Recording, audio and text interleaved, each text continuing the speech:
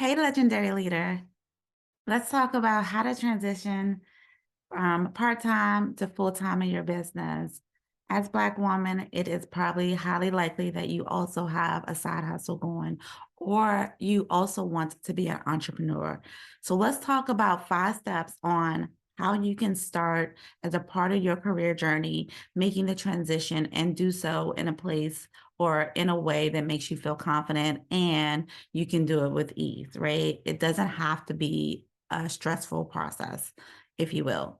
So, what are the steps? There are 5 steps I'm going to lay out for you in this video. The first one is you want to create a plan. A lot of times we go into entrepreneurship without a plan. Now, when I say a plan in this case, I don't mean you have to Google a business plan and do all of those details unless what you want to do is going to require heavy funding, right? But I do want you to have a plan around some of the basics that we're going to cover here. What you want to do, when you want to transition, how much money does it take as a part of that process? Like there are some key elements that you do want to know and to put in place as a part of this journey. So that's why you want to create a plan. Without a plan, you'll be doing some things, but you won't be clear on if you're making progress and kind of where you're going, right? And what's the end goal? I mean, you'll know that the end goal is you want to transition, but you just won't have a clear way of doing that. So that's why we need a plan. Step 2, you want to assess your finances. And we're going to talk a little bit more about all of these as we get into the coming slides. Step 3, managing your time. Step 4, implement systems. And then step 5, you want to maintain self-care. If you're not taking care of yourself already, then you certainly want to implement this before you add on a side hustle, before you add on wanting to transition or even the thought of transition, because how you start your business will look a lot like how it will go once it gets going. And if you don't want it to replicate um, tendencies like a lot of work or working very hard or being exhausted, then you don't want to create it that way. So you want to implement self-care routines in the beginning of this process. All right, so let's dive into planning. Again, you want to create a plan. It can be a high-level plan if you prefer, or at least to get started, but you want to make sure that it has the things that I'm talking about, or the steps that I'm talking about in this video, but also some key milestones so that you can see where you're progressing, so that you can focus and break down your focus to what does it take to get to that next milestone. And that will help keep down overwhelm. The next is you want to identify potential obstacles, roadblocks, people, finances in advance that are going to likely come up or potentially come up as you're working to meet your goals. Things will inevitably happen. So we want to plan for them in advance and have strategies for how we want to overcome them, what we're going to do if this should happen, what we're going to do. For those of you who have or are project managers, been a part of a project, this is the same thing like creating contingencies or identifying the risk as you would do at work in a project plan. You're going to do that same for your plan for yourself. The same concept applies. All right. The second step, finances. You want to know your numbers. Avoiding your numbers does not make it better, right? So key numbers that you want to know. You want to know how much it truly costs for you to live month to month, right? You want to identify this in advance so that you know what you either need to make or what you need to save in order to sustain yourself when you go from part-time to full-time. You want to also identify the cost of personal expenses that you don't currently pay, let's say out of pocket, that's covered in your check, if you will. But that's coming out. Life insurance, health insurance, commuting, things of that nature. These costs may or may not be the same as what you're currently paying to your company, right? I know that that money also comes out of your check in most cases, especially if you're here in the US, but it doesn't mean that when you go private or the expenses to get healthcare as an entrepreneur are going to be those same. So you want to know those numbers so that you can increase your monthly living costs as you budget and as you plan so that you know this in advance. What are your potential business expenses? Are you going to have overhead? If you are wanting to have a brick and mortar, that overhead is going to be a lot more expensive to say if you're a coach or if you are doing something, a service base where you can work from a home office, right? That overhead is going to be a lot less expensive. And then as you go from part-time to full-time, likely that also hopefully means that your business is growing. And as you grow, expenses will grow. And you want to kind of account for that and understand that.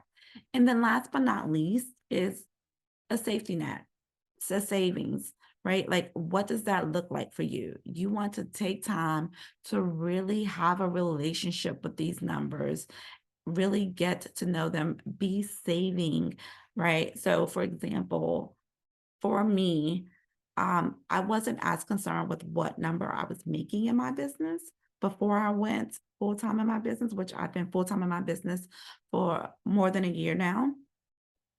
It was, do I have enough in my savings that I could sustain my business for a year to 2 years if I wasn't at the revenue?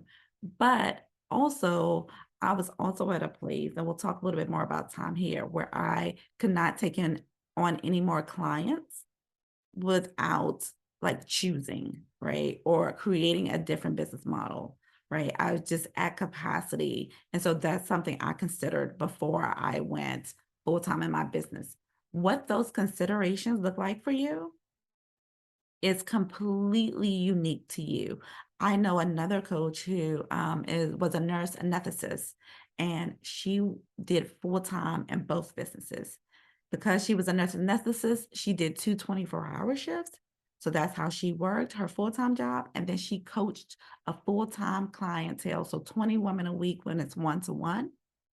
And she did both of those for like a pretty extensive amount of time, like 6 months to a year, before she changed her model, before she left her job to go full time.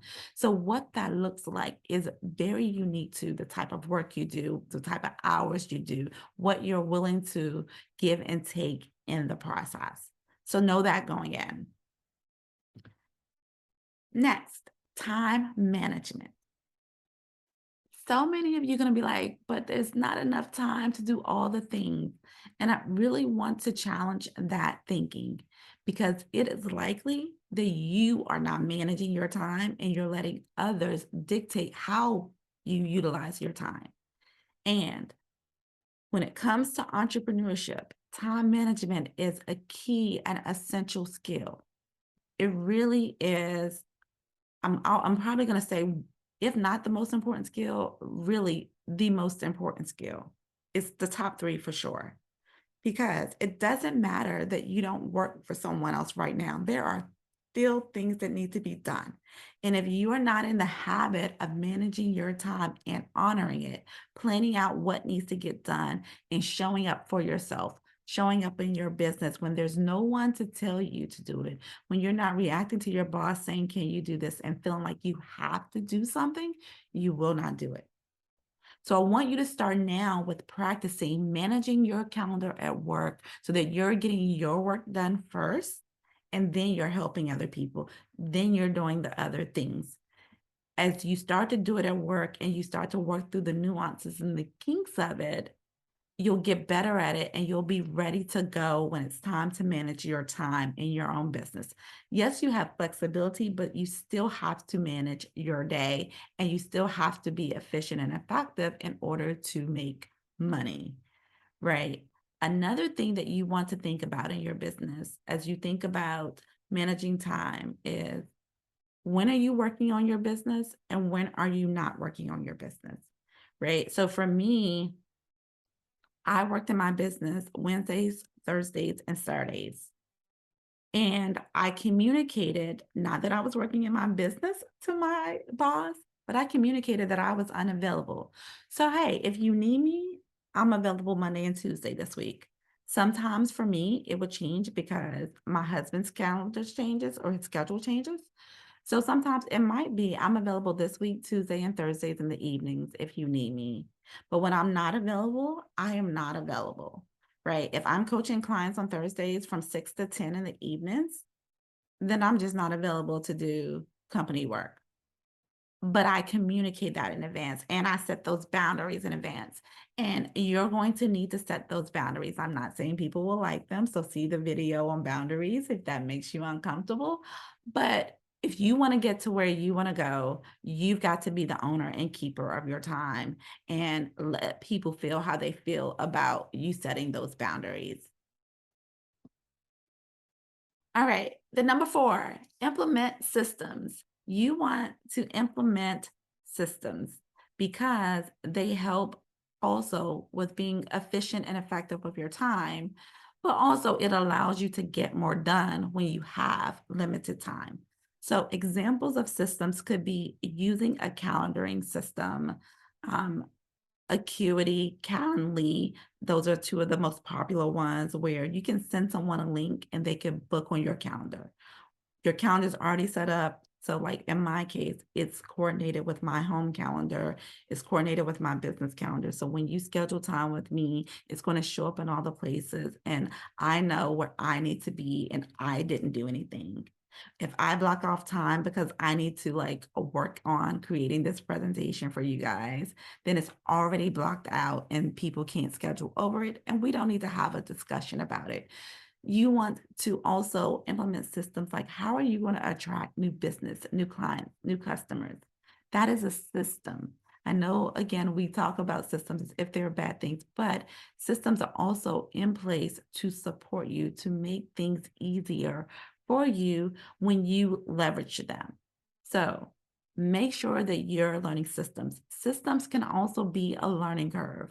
The systems, the tools like Microsoft Office, the way Microsoft Office works at work, or even Microsoft Teams, right? The way Outlook or even Teams works at your company, it may not work that way when you buy it as a small business owner. Like it may not do all the things that your IT put in place. You may have to learn how to do the things that IT did, like setting up your own domain and things like that, those technical things. And sometimes that can be a learning curve. So that's another reason you want to put as many systems in place while you're still working full time, have that learning curve while you're working full time so that you don't leave your company and in your business and now you have a 6-month learning curve before you can get going because you're trying to implement these systems, right? So you want to do that now in the part-time or part-time to full-time or getting started to full-time journey. Then step 5, last but not least, you want to establish, if you haven't, but also maintain self-care. I can't tell you how important maintaining self-care is in the journey because when you're trying to do more, when you're trying to push yourself to reach your goals, right? When you're trying to get to the other side so that you're not holding space for both of these things forever, right? Self-care can go by the wayside, but managing it is what will sustain you. You will stop and have to start again.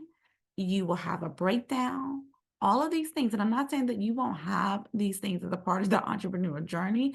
I'm saying you can minimize it. You can be more self-aware when you maintain self-care.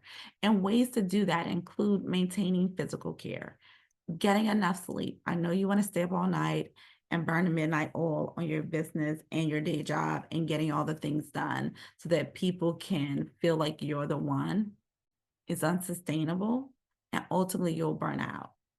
So whether that's sleep that you need, whether that's exercise, whether that's going for a walk midday, make sure that you are maintaining physical care. For me, it's sleep. I need to get 7 to 8 hours of sleep to be able to show up in my business or for anyone and be my best self. You then want to manage your mind And I'm gonna couple that with also having positive inputs. You want to surround yourself with positive energy. Now, if work is not currently a positive space, then you want to have inputs into your workday. You want to have inputs into your life. That can be a podcast, it can be listening to gospel music. It can be talking to a good girlfriend to uplift you.